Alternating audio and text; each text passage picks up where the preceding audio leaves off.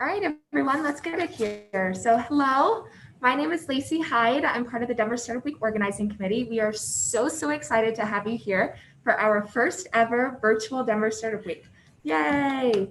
So if 2020 has taught us anything, it's that we are more powerful when we come together as a team to represent Denver-based companies. We are here virtually showing the world what Denver is made of. There's something for everyone at Denver Startup Week, so thank you so much for joining us. And before we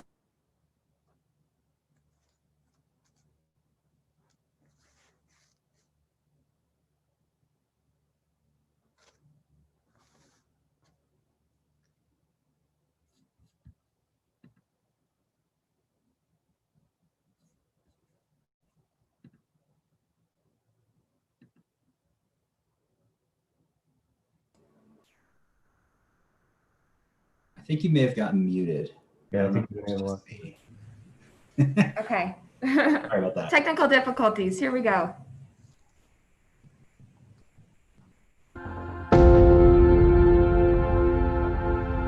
Welcome to Denver Startup Week. I'm Tammy Dorr, President and CEO of the Downtown Denver Partnership and co-founder of Denver Startup Week. I'm so excited to bring all of these dreamers and visionaries together. Our country was built on capitalism, entrepreneurs drive that, and we could all use a little bit of dreaming right now. We're able to bring Denver Startup Week to this community thanks to our sponsors. Join me in thanking our 2020 Denver Startup Week sponsors. Our title sponsors, Downtown Denver Partnership, JP Morgan Chase, Prologis, and Zero. Our track sponsors who have made all of the great content you're hearing today possible. Battery 621 and the Public Works, Capital One Cafe, Colorado Lending Source, Friday Health, Quizlet, Exactly, Zayo, and Zestful. Our headline event sponsors are bringing the excitement of this week to you. Thank you to Wix, Kenzen, MAPR Agency, Obsidian HR, Kickstart Fund, Promontory Mortgage, Molson Coors, and Comcast. And finally, thank you to our partner and member sponsors. They're all listed on the screen.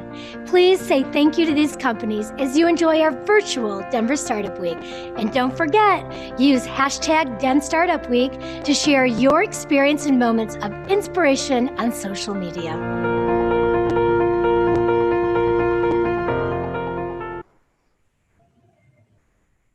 Wonderful. Well, I will pass it over to you all for an awesome session.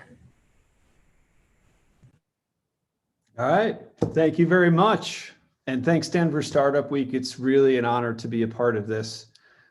Personally, this is my fourth, and this is our first as Team MetaRouter. But we're here to talk about browser cookies. I'm not sure how familiar you are. We're going to do a quick poll here in a minute, but for the most part, they control so much of the world around us. But before GDPR dragged them kicking and screaming into the light, most people didn't know anything about them. They're a hot topic now, and they affect government regulation, new browser releases, and are impacting whole new industries, really. It's kind of a wild world, but it's not exactly new, just difficult to navigate and to keep up with sometimes. That's what we're here to discuss with our panel. So while we do that, we're going to introduce each other, but let's do this quick poll question right now to get a sense for your familiarity with cookies. And first, I'll just quickly introduce myself. My name is Preston Ketchum. I'm Senior Solutions Consultant at MetaRouter. However, before I came on board here, I spent 5 years on the buy side and 5 years on the demand side, and I really understand the value of a cookie. So I'm really keen to get Megan and Greg number 2, Mike Yeager's take on what cookies will become. So on that note, Megan, why don't you take the mic here and introduce yourself? Cool. Hi, everyone. I'm Megan Sullivan-Jenks, Senior Director of Brand and Product Marketing at Choozle. We're a digital advertising platform, provide a solution for independent, marketers and agencies to kind of run online display ads through our platform. I've been with the team for going on 6 years, actually, employee number 2. So a great, I guess, growth story of starting from the ground up at a local Denver startup. Pass it over to Greg 1. Cool. Yeah. My name's Greg. I'm the head of product at MetaRouter, where we're primarily focused on customer data routing infrastructure tech. We sort of provide both a SaaS and sort of an enterprise on-prem server side only solution for basically helping you sort of collect data from all of your different sources and websites and apps and servers and cloud destinations, and delivering them to all the different places where you want that event data to go, that customer behavior data. So marketing and analytics tools and data warehouses and CDPs and SSPs and CRMs and all the different places where we all need to get a view of and leverage the data that we collect. So yeah, that's what we're focused on. Pass it over to Mike. Yeah, hi, I'm Michael Yeager. Had the honor of working at both Choozle and MetaRouter. I'm the head of engineering here at MetaRouter.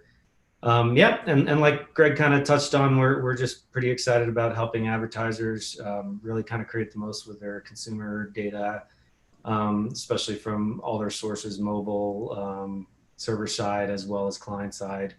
And you know, this conversation is pretty relevant to us, obviously, with a lot of things changing here. But we're pretty excited for the future of you know, a transparent marketplace where advertisers can really maximize their return on investment.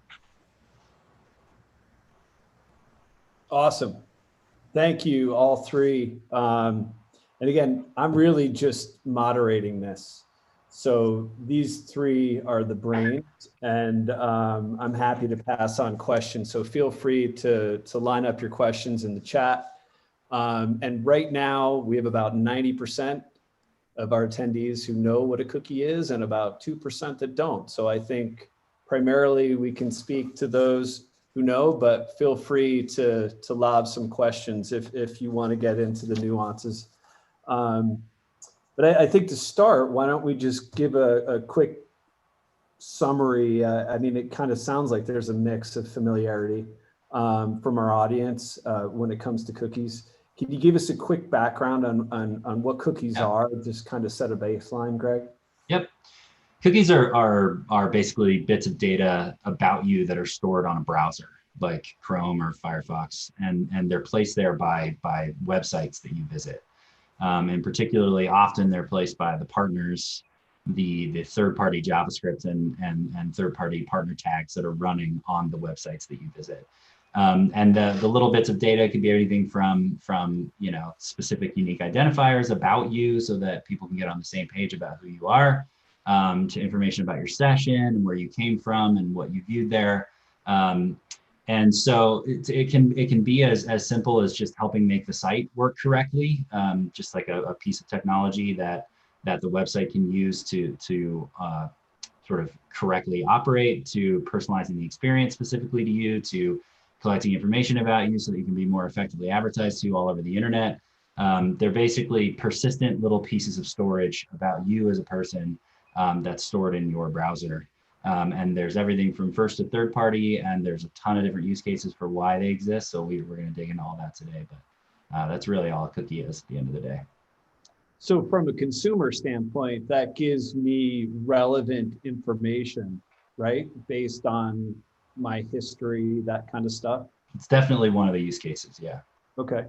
I just, you know, for me, I think that's, I have a much better understanding, but maybe let's get into that, the sort of background of third-party cookies and what does third-party mean in the context of cookies? Yeah, I can jump in right here.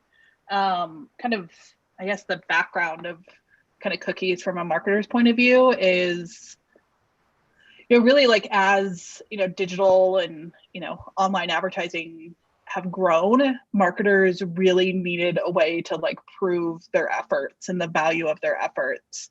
And cookies, you know, kind of came in to this space as like a way to try to solve that problem. They are, as Greg said, like they are a piece of, information that's being stored on your browser about like what you've been doing. And I would say like every single kind of marketing platform or, marketing tool that you use probably is using cookies in some way. So as a marketer, you're probably using it for data targeting, like using MasterCard data or, Oracle data. You're probably using it in retargeting in some way, whether it's on, social media sites from, Facebook or, platform, DSP directly. And even into tools like marketing automation, you're tracking kind of what that user is doing in order to get better results or be better informed as a marketer what your customers or prospects are doing. Mike, you want to expand on that a little bit? Yeah. I think it's really interesting. The first thing I'll kind of point out, and I think everybody's kind of touched on this, is the fact that the cookies that the marketer's using really weren't designed, for this use case. It was kind of done in the early days of digital marketing as kind of a workaround to kind of access some of these technologies or methods of marketing that Megan kind of touched on a little bit. Obviously the original cookie was designed as really a way to keep state between a server and a client, and kind of passed along as a way to kind of allow the user to the browser to be able to know who a user was when they sent that information to a server. And so when marketing kind of grew and the digital marketing, kind of really took off, people were looking for ways to be able to kind of do some of this retargeting and conversion attribution, just as different methods to kind of improve the efficacy of their marketing efforts. And, the interesting part about that is you start to see kind of a plethora of tools that have kind of come up to start tracking the users. And so when we're talking about these third-party cookies, obviously these are, partners that people are hoping to use to really kind of help to drive all sorts of different things, from remarketing to conversion tracking, attribution, all sorts of modeling on that side of things, as well as, starting to get in the world of, personalization and things like that. I think one part I'll kind of add on is the difference between a third party and a second party cookie, which you maybe have not heard of that term, but essentially, a third party cookie is associated with a site and placed on another site. So if I'm on ESPN.com and a marketing tool like Choozle is going to drop a cookie on that site, they're going to drop it in a third-party context, meaning that they're putting a cookie on a user on ESPN. It's obviously not an ESPN cookie because that would be a first-party context. But then there's also a second-party context, which is a tool of Facebook, for example, when a user goes and signs into Facebook on their browser and then leaves Facebook and goes to additional sites. Facebook has access to their cookie that they placed on Facebook.com on other sites, and that's called a second party context. And that's kind of really important to kind of set the background on that a little bit, because when we're talking about the death of third party cookies, one thing that's not really being addressed is the death of second party cookies. And so I'm sure we'll get into this a lot more, but we talked about walled gardens and sort of, the marketing space really leaning towards the big players and stuff like that. In a lot of ways, kind of the death of the third-party cookie represents kind of a step backwards for a lot of these smaller players who are trying to be a little more agnostic in their space. So it's certainly leads to a very interesting time, but that's kind of a little bit of background between the second and third-party cookies. Yeah, and I'll just quickly add that the important thing to note is that like cookies are kind of the common language that everyone's speaking, and so if you're going to be tracked all over the internet and the information about what you're looking at is collected from a bunch of different sites, and then you go to other sites and you're advertised with targeted information based on all that behavior, that infrastructure that's doing all of that syncing and keeping everybody on the same page about you is your browser. Your browser is the resource, and it's a free resource. And all of these companies don't need to host servers that are syncing all this information and databases that are storing it. They put it on your browser. And part of why we're seeing all this increased regulation and browsers, locking things down is that people didn't like the idea that they were being used as a free resource, especially when the resource was sharing information that they had no idea was being shared about them. It was being shared between entities that they never opted into. And so that's where we started to see all this spike in consumer privacy advocacy and browsers and companies starting to take it a little bit more seriously was when kind of people, the common language of the internet started becoming a little bit more accessible and not quite so technical, and people realized how their browser was being used for this purpose. And so it's kind of a little bit of background. Thanks all three of you. So now that we have an understanding of third party and first party, and now that we know that these cookies are under fire, why do marketers and advertisers care so much? Yeah, so the biggest reason is, Mike covered this a little bit, but if you go to facebook.com, Facebook is able to drop a cookie on their own site about you. Because they're always going to be able to do that. You're opting into being on their site. You've entered into their home, and they're allowed to drop a cookie about you. And that way, when you go anywhere else on the internet, and the Facebook tag is running, their JavaScript is running, because it's running on a facebook.com source, they're able to go look at that cookie and say, oh, I know who you are on both ESPN and Facebook. And so they're fine if third-party cookies largely go away. There's a whole massive industry of players that rely really specifically on the third-party cookie. So there's all these players like Trade Desk and AppNexus and MediaMath and all these different DSPs and SSPs that are negotiating this whole big advertising ecosystem on your behalf and making sure that targeted ads get to you and that all these companies they get a lot of value out of the advertising dollars that they spend. And that whole ecosystem relies on a third-party cookie because MediaMath is a DSP. And when you go to ESPN.com, they have to be able to, on ESPN.com, drop a MediaMath cookie, an ID for you that MediaMath can understand on ESPN.com. And when that ability goes away, you're never going to go to MediaMath.com. And so they're not ever going to be able to do what Facebook does, where they drop the cookie while you're inside their house. And so they're obviously understandably worried about not being able to drop those cookies anymore, so that when you do stuff on ESPN or do stuff on Walmart, let's say you look at a kayak and then you go to another site and you get a kayak ad, they might be negotiating that whole back and forth and making sure that you see the right creative at the right time. But they lose a lot of the ability to know who you are in both places if that third-party cookie doesn't exist, and say, hey, by the way, I'm MediaMath ID 123 when I'm on both of these different sites. And it really, it takes a lot of their sort of cross-domain ability off the table when those cookies get regulated. Thanks, Greg. Yeah, and I can kind of follow up. I think the answer is why third-party cookies, and I think, the answer is because there hasn't been a better solution. Again, I think we've come to this point, I think not by some well thought out mechanism, but just by the nature of technology moving fast and really what these marketing tools boil down to is how can we start to tell a holistic journey of the user, right? And that becomes an incredibly valuable tool. And really, it's important to kind of point out that the cookie issue and the whole cookie situation is really just a browser issue. Obviously, it's nothing to do with server-side analytic tracking. It has nothing to do with mobile. They have advertising IDs that you can use and have kind of thought of a more holistic solution on that side. And so in many ways, the browser is kind of behind times in that sense. And this is sort of the next evolution here. Why has this kind of taken to this point? I think because it's been a very fragmented industry.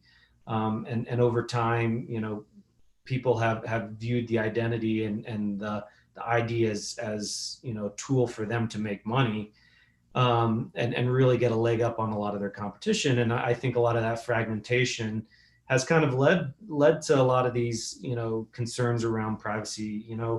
The idea behind a third-party cookie is while a lot of these tools are not doing it in a nefarious fashion, what's the regulation? Like Greg mentioned, media math and DSPs and SSPs, like, should they be allowed to? And obviously they're doing it in a path of, trying to improve the efficacy of marketing, which makes sense. But at that point, how do you know which players are nefarious and which players are using those IDs responsibly and anonymously? One thing that's really important about these third-party cookies is they're supposed to be an anonymous identifier. They're supposed to represent not a person, but rather a way for someone to track a user journey that should never be kind of relayed back to a user. But as this technology is improved and certain technologies have come around to try to link this even further and do cross-device attribution, for example, mapping a mobile user to a web user, there's been a lot of concerns around, are these IDs now no longer anonymous, and are we getting to the place where we can now map these back to personas and actual people through email addresses or addresses or other kind of identifiers. And that's what's really kind of surfaced in this big push from GDPR and CCPA and the other regulations is, what was sort of just a solution to kind of get things off the ground has quickly become this very large ecosystem of identification. But that very large system of identification is obviously very important to all these tools. I mean, what they're trying to improve is how can we see the flow of a user through the purchasing cycle and really kind of see the conversion funnel all the way through. And, again, that's a very powerful tool to marketers and something that they want to achieve. But now we're kind of at this crossroads where now this system has to mature with sort of the ongoing needs surrounding privacy.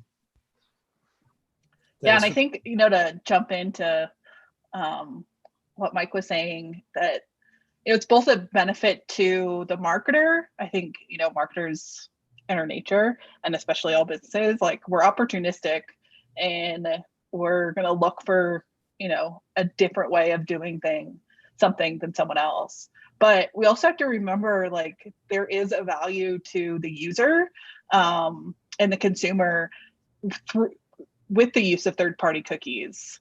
I think if we all played under the assumption, like, everyone is, going to do things trustworthy and, correct, then, like, yeah, it's this perfect utopia where you're always going to get the ad, in a privacy safe way, and it's going to be the right ad at the right time. But that's not the scenario that we play in, right? Like, we have to understand, because there's so much money going towards online advertising, there is naturally going to be bad actors in the space. And as an industry, as well as like a governing body, with CCPA and GDPR, like, they made steps to say, okay, we're not going to allow these certain things, and we're going to put guidelines around it. But I think with the third-party cookie, being driven by some of the really big players in this space, they're now recognizing, okay, as an industry, we need to take some big actions on, making sure there aren't those bad actors, but then also, like, making it easier at the end of the day, both for consumers and marketers, to enjoy the kind of open internet. So I guess I need to qualify that. So what is changing then? Yeah. Is that a fair follow-up? Yeah, that is a fair follow-up. So I think it, Mike kind of touched on it with the release of GDPR and CCPA, and just a lot around, like, data privacy. And consumers are becoming much more knowledgeable on what is actually tracked on them, whether it's, information that you are giving to a website or, platform such as like Facebook or, I think TikTok even is under a lot of gripe. But, like, you as a consumer, you're becoming more knowledgeable, and as a result of that, there's pushback on what these different platforms and browsers are actually collecting on you. And so, there's kind of two routes in this, kind of fork in the road. Either you come with very like strict government regulations, like we did with CCPA and GDPR, which in some cases that, I think it's pushing us in the right direction. But then the other fork is, how does an industry kind of make the changes holistically around the use of third-party cookies? And I think the like specifics is, I think Greg and Mike can probably speak more on it, but kind of what brought us here is really around education around privacy. Yeah, for sure. And one thing really specifically that's getting limited by a lot of the regulations, but more specifically what the browsers are doing and what ITP is doing, is the ability to drop third-party cookies. So that actually matters a lot in how all the tech works, and how sort of this whole industry can be efficient and effective at running ads is really specifically that if you're not on a specific site, if that site, like if you're on a site and that site is running a tag from somebody else. So if you're on ESPN and it's running a MediaMath tag, MediaMath will no longer be able to drop a MediaMath cookie on ESPN.com. ESPN could drop a cookie, or if you go to Facebook, Facebook can drop a cookie, but it's the ability to set third-party cookies that's really coming under fire, because I think largely because you don't go to ESPN intending to do business with MediaMath or any of the people that are paying MediaMath to run ads. And so I think that's the easiest place that governments and browsers have looked to say, let's get rid of that ability. And there's tons of far-reaching effects of that we can get into, but that's one of the very specific technical areas that's really being limited. Yeah, and I think maybe just to piggyback on that, why has that gone down that path? I think it's a real transparency thing, and Megan kind of touched this on with GDPR and CCPA. I think consumers are for the most part, like Megan said, a lot of times these are beneficial to consumers, right? I mean, if you're looking for a new basketball and that ad comes just in time, that recommends a great deal, like that's a win-win for everyone. I think where the issue needs to kind of get addressed is essentially in this realm of, well, who's MediaMath, right? And I think that makes people very uncomfortable. To kind of piggyback on Greg's conversation, is like there's nothing when you go into that site ESPN.com that says, oh, hey, by the way, I'm going to be sending data to these people, and oh, by the way, every other site you use also is going to send data to these people, and pretty soon one company is going to be able to tell exactly what your browsing history has been for the past 2 months. I think that kind of makes people uncomfortable, and I think that's sort of the drive here is the privacy drive. Obviously, it's surrounding GDPR, CCPA, but I think it goes back to the consumer kind of demanding a bit, of essentially saying, hey, I'd like to know where my data is going, and I don't want to do this. And like Greg said, I mean, Facebook can drop, people go to Facebook, they drop the tag on Facebook, the cookie on Facebook. Facebook can still follow you around over the whole rest of the internet because they don't need to set a cookie then again. They've set their cookie, and now they can go on every site and pluck it off of that site and identify you in the whole ecosystem. But that sort of behavior is still going to be promoted in this new system with basically getting rid of third-party cookies. But now these people like Choozle and MediaMath and all the DSP SSP ecosystem, they're like we were talking about, they're the ones kind of getting left out in the dark. And it's all because of this essential, I think, consumer demand for transparency in their data.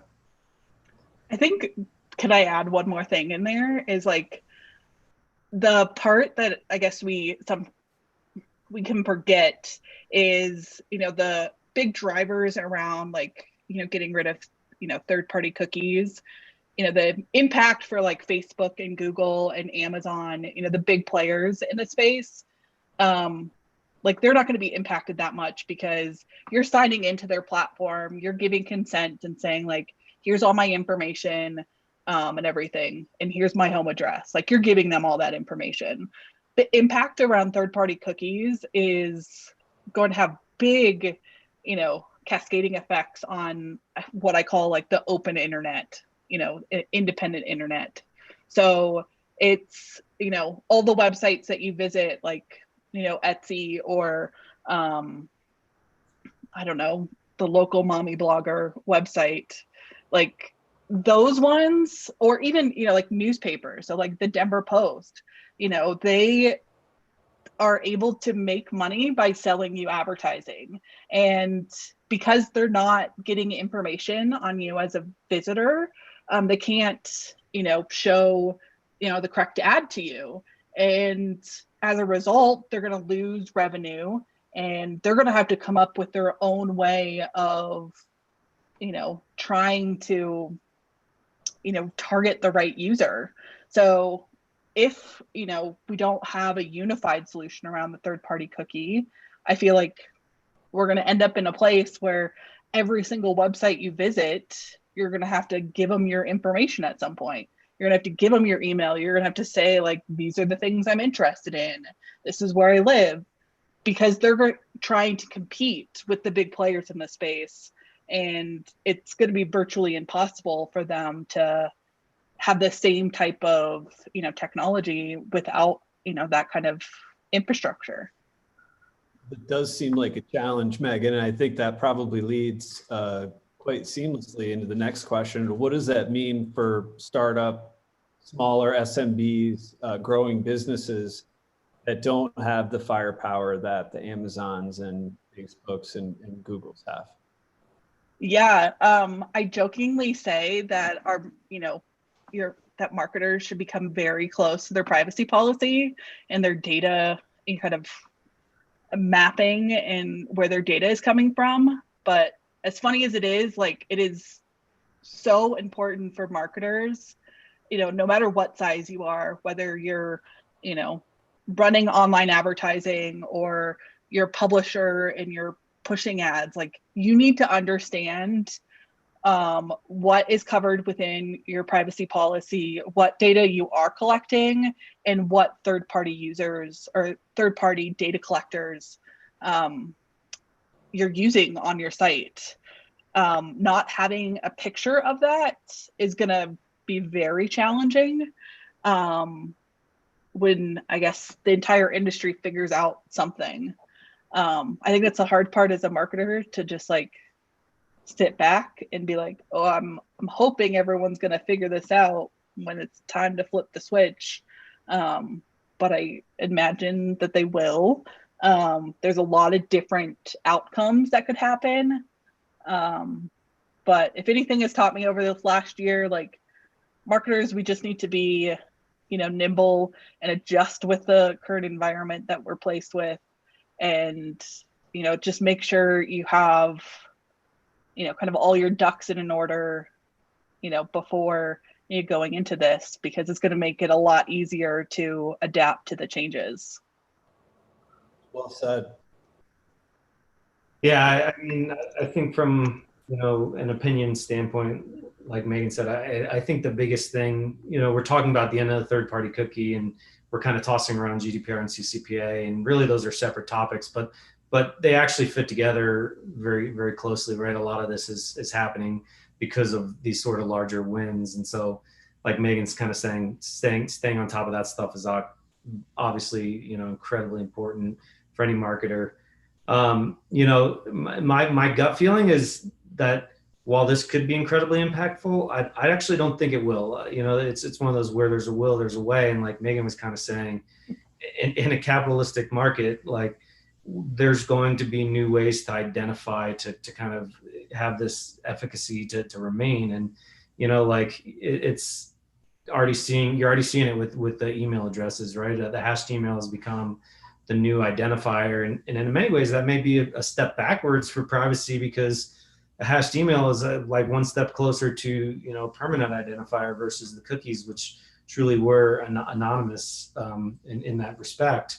So, obviously hashing has, is covered up and irreversible. And so therefore, you're not really supposed to go backwards from that. But I do think, yes, there's an end coming here, but my gut tells me that, there's obviously multiple situations going through, and I think we'll obviously touch on some of them, like fingerprinting and the privacy sandbox and a couple other projects ongoing. But my feeling is that that will be replaced with another system that allows for the same sort of functionality. Just because there is a lot of money, and we are built on top of an open market here. And we've chosen to build the internet that way, right? No one feels like they have to go on to the Denver Post and pay for a subscription. And so, like Megan's saying, their revenue is all driven by advertising. And so they have to maximize those revenue dollars. And the best way to do that is through user identification, where we can really start to tell journeys. That's what the marketer wants to know. And they want to be able to tell a really rich story about their users. And so, doing so, I think a lot of the changes are going to end up more being on the regulation side, where companies are really going to make sure they have their policies really buttoned up, and there's good visibility into that, and kind of gives the consumers kind of peace of mind from that perspective. You want to chime in there, Greg? No, too much information. Yeah, they covered it. I think from what I gathered there, that each browser is going to have a slightly different way of how they address this. And from my perspective, it sounds like it's more challenging. What does that mean to you, Megan, and Choozle in general, or the DSP side? Yeah, I think, understanding that, all the different browsers and how they're handling things there's still just a lot to be uncovered. But I think that there's some kind of I don't know, there is a light at the end of the tunnel, so to speak. I think, the involvement of the World Wide Web Consortium in Google's privacy sandbox should be kind of, I don't know, really promising for a lot of marketers. The consortium helps create standardizations around how the internet is served, and even thinking back to when they brought out framework of HTTPS and the secure websites, such a basic thing, I think, around cookies and just identity could help out a lot, and having them involved in the privacy sandbox could be huge. I think the other side is, on an advertiser side, the IEB is working towards a unified identity solution, which could basically, be the, I don't know, answer for a lot of the independent ad tech platforms out there, where you as an ad tech platform, you're basically sharing into this, list of identifiers saying, I know this person and this is their identifier, and you're all working from the same pool. So it could really level the playing field, so to speak, of, different, DSPs out there. But at the other side, it provides much better, consumer experience, because no matter what, if it's Media Math or Facebook or, Choozle, you're being you're the same person regardless of what platform it is. And I don't think we're going to have as big of problems with, data and, I guess being profiled as incorrectly by third-party data providers, if we're all using the same identifier. But I think it's moving in the right direction, but it's still, browsers have a lot to figure out, DSPs have a lot to figure out, marketers have a lot to figure out, and we're going to figure it out, hopefully, by the time this happens. And governments have a lot to figure out too. Oh yeah. It's still evolving. You want to riff a little bit on that, Mike? Yeah. So what's the $1 million question is, what is this squirrel browser? I haven't seen that one before. The squirrel? No, I think, yeah, so I mean, this all kind of kicked off with ITP, which was Safari's big initiative, right? And they're the ones who kind of started scanning all the URLs and the cookies being dropped and started trying to make, intelligent decisions as to which of those behaviors were kind of tracking users across sites. And then, I mean, everything just kind of got legs from there, right? Firefox rolled it out pretty quick after that. Brave, which is this line over here, is built off of the open source Chrome engine, and they're privacy first, so they have a ton of ad blocking. They believe in sort of a transparent system to built on that. Even Microsoft's new browser is built with privacy in mind, and again they built off the Chromium open source engine, and so a lot of people in this space are looking at this and kind of saying there's a play for privacy, and consumer advocates are looking for that, and we're seeing a huge shift in market share on a lot of these browsers, which is going to be something to kind of keep the pulse on as well. I think as much as in the beginning of time it was a fragmented market, Chrome came in and just crushed everybody. I think we're all kind of on the precipice of kind of seeing another kind of splitting of that. I mean, it looks like the open source Chrome project is really being the engine for a lot of that, but still underneath the hood, people obviously have control over that open source code and are kind of building it a little different for all these browsers. So you may see some challenges with the cross browser compatibility moving forward for sure. And hopefully we can get rid of Internet Explorer at some point. Yeah, I guess to round it out, I mean, yes, there's a lot of fractioning between the approaches different browsers are taking. I think, it's kind of on the advertising ecosystem to adopt. There's going to be a natural cause and effect where, new sort of tighter restrictions will come out, and all of a sudden the effectiveness of all these campaigns are going to drop. And so they'll start losing customers. And then, the individual players will be forced to adapt. They'll be forced to come up with solutions that aren't so dependent on cookies and come up with other attribution models, which are, they've all been talked about on this call already, but you've got privacy sandbox, you've got fingerprinting, which is a mixed bag. You got global ID solutions. IAB is one of them, but there's a ton. There's Big ID and Digitrust, and there's a ton of people who are already innovating. There's a ton of people who are way behind, and I think there will be a natural culling of the herd of people who just can't adapt to the fact that cookies are going away. I think the takeaway is, as like a publisher, as like a company who wants to run ads and use this ecosystem, you just want to take as much control as you possibly can. I think Megan alluded to this, which is really smart. There's a ton of people potentially on your site, third parties on your site, collecting data in a ton of different ways. And you don't really want to be beholden to their schedule and how quickly they can adapt to changes and how quickly they can, accommodate compliance regulation, how quickly they can, come up with compatibility with different browsers and increased restrictions. I think as much as you can say, look, we know what data we want to collect as a business, and then you can start to focus in on how you deliver that data to the places where it needs to be so that you can run effective ad campaigns for yourself.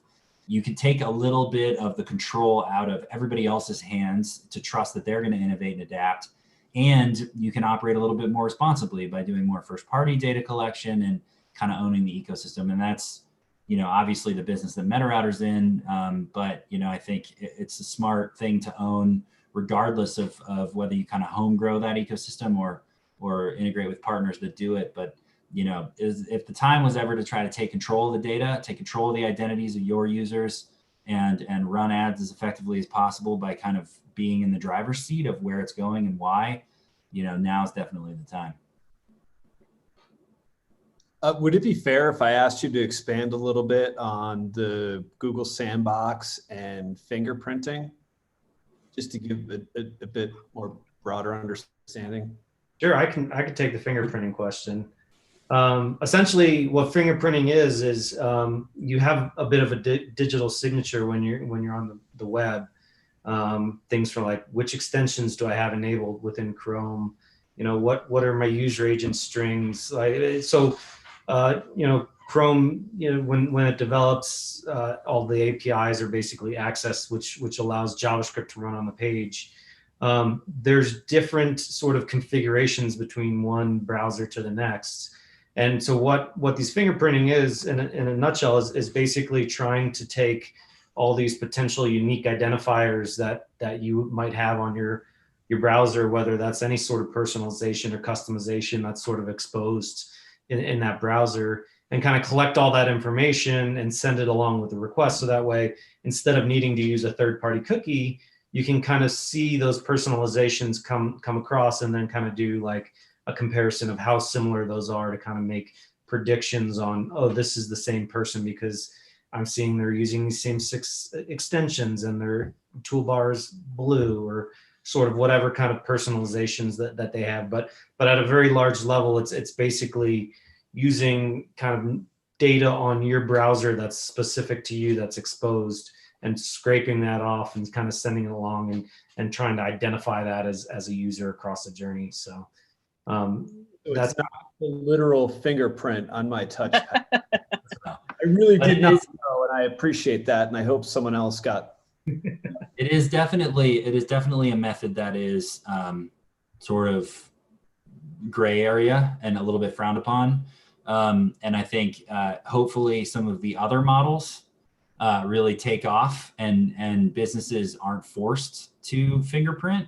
The idea of because of these regulations, the idea of scraping more data about users that they may not want you to have in order to try to figure out who you are really specifically feels like a step in the wrong direction. I think global anonymous identity solutions and archetypal models feel like a much better way of doing it. And even cookies as they currently stand are certainly a better model than that. A lot of times businesses will use fingerprinting to try to supplement match and figuring out who you are. And it's just, it's fuzzy. It's not the best solution. That may be a little bit qualified, but I'm personally hoping the industry does not go that way. How about that Sandbox? You want to talk about the Sandbox for a minute? Sure. It's basically just a series of APIs that that Google's going to put inside their browser. So it's basically just a gate that's going to live between the cookie space and the people that want to get access to it. Without getting too technical, it forces someone running on your page, some tag that's running on the site that wants to collect cookies about you and communicate with itself and do all the things we talked about. Google's just putting kind of a tighter approval process that lives between the site and the browser, so that they can't just have direct access to the cookies. And it will sort of insert a layer of user preferences and user controls that you would set at the Chrome level, as opposed to setting with like an opt-in banner or some other sort of interruptive UX on the site, which feels like a step in the right direction. The obvious risk is that everyone's gonna, when given the choice, 99% of users are gonna opt out. As we've talked about before, the trick is if all the advertising on the internet goes away, you're gonna start having to pay $1.99 for every site you go to. They're going to have to strike that balance, but Google's solution may sort of be naturally to say, well, we know who you are, so you can still run ads through Google. So it's a bit of a trade-off, but yeah, it all in all, it's just a tighter control on how people can get access to the cookie data, which is a good step. Thank you for that. I think one more question, and then we'll open it up to the audience there. So for those of us who've not taken proactive measures, where's a good place for marketers and those who want to run ads to start planning and implementing, or maybe adopting a tool set to prepare for this inevitability? Yeah, I mean, we covered this before a little bit, but there's an incalculable number of effects that the current regulations and browser restrictions are going to have on the advertising ecosystem and your ability as a business to run ads and drive people to your site. Every enterprise inside this world has various different dependencies on on cookies. And so, you know, without needing to completely understand all of those complexities and go case by case and partner by partner and understand how you're going to be able to improve or disimprove or solve for the problem when it comes to retargeting or building your audiences, or, you know, allowing your SSPs and DSPs to communicate in real time or personalize your site.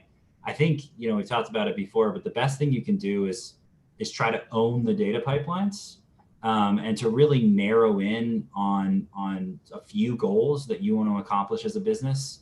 And instead of the old Wild West where it was like, I can just load Google Tag Manager and drop like 50 services, and you know, we're not going to be all that concerned with how good any one of them is, because the collective of all this money we're spending across all these partners will hopefully just drive a goal. I think that you're going to start to see huge dips in the efficacy of that strategy. I think, you know, you really want to narrow in on a few efforts that you can understand front to back. And you can start to understand what are the compliance implications of what I'm trying to accomplish here, what are the security implications, and how is this going to be affected by what browsers are doing, and then try to solve however you can for those problems yourself. I think, you know, if you collect the data first and foremost, and you collect it into a safe first party endpoint, then you have some backup plan in case, you know, the ability for a tag to do what it needs to do gets reduced. You know, you can start to figure out, okay, well, maybe I can pass this data in a secure way offline to this partner that I want to build an audience with, or that I want to run a campaign with. And, you know, you can start to come up with solutions that you own, rather than just kind of the old way of just relying on some tag manager or some piece of technology running on your site, letting you do whatever you wanted. I think those solutions are just going to start to die off, because that's really where it was in the gray areas of all of that sprawl is where bad behavior started to come up. And I think if you want to operate both responsibly and effectively, you just have to have more insight into specifically what's going on your own page and inside your own apps and with what you're collecting. Thanks, Greg. Megan? Yeah, I think, you know, agreeing with Greg, like, you really need to, as a marketer, like, take stock of what all is on your site and what data is being collected. And that is something that you should do now. You shouldn't wait for it. And it's also, like, you know, best practice of, like, don't just put every single tag that, you know, the internet and all the marketing platforms like give you. Like, make sure you know, assess each one. Do you have to have it on your site? And then what are the, you know, pros and cons of, you know, having it on your site? And then I think, you know, I guess bigger picture, what people can do, at least now, is like prepare for the future. So this is, you know, preparing, you know, I guess your C-suite or, you know, your sales team of, you know, our marketing is going to look a little bit different in the next year. We're not going to necessarily have the same toolkit that we had before, but we're going to learn quickly to see if we can make adjustments. And it's much easier to have that conversation now, to prepare that, like, metrics might be a little bit different, or we're going to be tracking attribution a little bit differently, as opposed to this rolls out and everyone's like, oh shit, I don't even know what's going on. Numbers are out of control. We don't know how many conversions or, you know, sales we led, but know that everyone is in the same boat you are, unfortunately. So we'll maybe get through it and, you know, have some cocktails to celebrate, and a little soothing session would be good too. I can appreciate that. Greg, you want to sum it up there for us?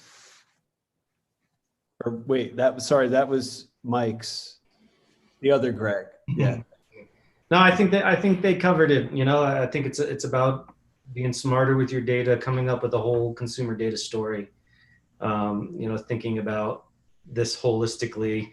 A lot of times things get stuck up in different departments. Product has the stuff they want to track, and marketing has the stuff they want to track. And obviously, with a lot of stuff going on there, adding maturity into that system means kind of holistically looking at your data picture and kind of coming up with what works best for your company. I think that's fantastic. We only have a few minutes left here. And at the risk of cutting any of your answers short, are you open to taking a few questions from the audience? Let's do it. All right. Okay, so far, Google says it only plans to phase out third-party cookies on its browsers. However, first-party cookies that track basic data without websites visitors are safe for now. Does this mean that any first-party data you gain from your website's visitors on all browsers will remain intact? Make sense? Yes. I think that is what that means. Is that true? Yes. So there is a bit. So with ITP, there is some work that they put in to kind of limit how long first-party cookies can stay in the browser. So sort of the idea of like, I can anonymously track a user on my site for an indefinite amount of time is something that has been in flux with ITP. Mm-hmm. So, I do think there will be a push on sort of, the anonymous tracking first-party cookie is getting a little bit of pressure. It remains to be seen if that was just, I think that was a casualty of the battle on third-party cookies. And so it'll be interesting to see how that kind of evolves moving forward. But there are sort of constraints on the first-party zone that do need to kind of be in people's mind. And that just kind of goes to like, the sooner you can have a login, like an authenticated session, all that kind of stuff, the better you're going to be from that perspective. Yeah, I think there will be just cookies as a whole, whether it's first party, second party, third party, like there will be some type of casualties around it. But I think hopefully it's all for the better. Around, like first party cookies, setting a time limit of how long, that cookie persists. It's not this indefinite period of time. Can be a good thing for everyone. But I think there will be some changes as third party cookies, start to go away. We'll see it creep into all other parts of cookies and privacy and identifiers and all of that. So sort of as a follow-up to that, is there a way to make third-party cookies first party in an effort to circumvent this phase out? Or is that just dreamy? No, it is. That's certainly something that I would encourage individual businesses that want to run advertisements to do. If there are critical identifiers that are currently being managed by the tags on your site and being set in the third-party context, if you can find a way to pull those out and make them first-party cookies, and then ingest them in a first-party way where you're controlling the distribution, that's a step in the right direction from a data maturity model, and it's something that MetaRouter really focuses on doing. Sort of not just saying, sure, Facebook, whatever you want to do on the page, collect and track and drop, but really narrowing that in and say, all right, what's critical to be able to run ads on Facebook? And then making sure that Facebook isn't collecting anything else, and then storing it in a safe first-party way and collecting it into a first-party endpoint, and then choosing to deliver it to Facebook, I think is a step in the right direction for both the security of your users and just, trying to keep a little bit more control on what other people are able to do on your site. Yeah, I think the good part of all of this is, marketers are trained of like, you just need to get the conversion, you just need to get the email, whatever it is, like that is ingrained in our brain. So if you could at least get that really starts the framework of, really owning your own data. But it's then making sure you're working with partners that, if you're using, data onboarding, such as like taking your email lists and mapping them to cookies, that it's in a privacy safe way, and you're not like beholden to other partners and how like the data that they collect. I like that. Own your pipeline. And I'm going to own the stopwatch. It is 4 o'clock. I want to thank all three of you for being here and sharing your insights with us. And I mean, Denver Startup Week, great show. Keep it up. Thanks for including us. And attendees, thanks for being here. Cheers, everybody. Thanks, everybody. Thank you. I guess.